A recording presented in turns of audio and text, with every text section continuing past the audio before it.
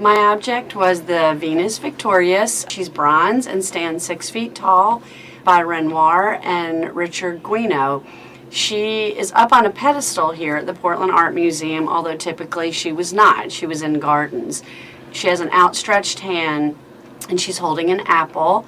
And in the other hand, it looks like she's holding what is material.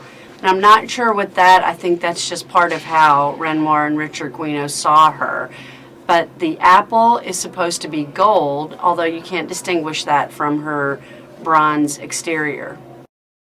I don't know that I remember my very first experience at an art museum, but I know that about 15, 18 years ago was my first experience at a big art museum, which was the Metropolitan Museum of Art in New York. And you just almost feel like it's akin to being in a holy place. Beautiful. I just felt like I was amongst some of the smartest, most gifted people's work.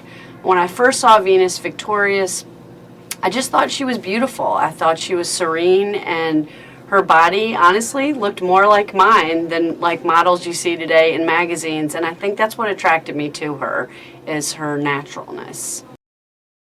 I'm going to say what Venus Victorious connects to in my personal life is the fact that she's rounder. She looks like an older woman, somebody who's maybe given birth or had. She doesn't look like a young girl or young, what our culture thinks of as beauty, as being young and thin.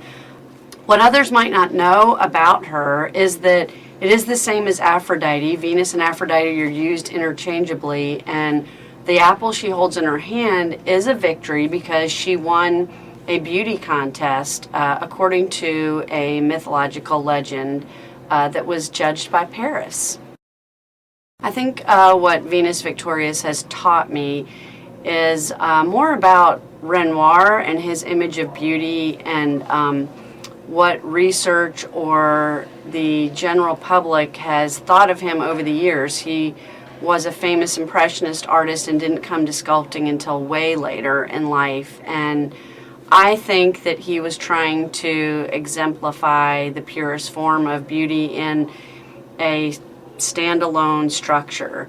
The meaning of Venus Victorious would change if it was in my home, because she's huge, and I think if I ever had a big garden, how beautiful it would be to have her there all the time.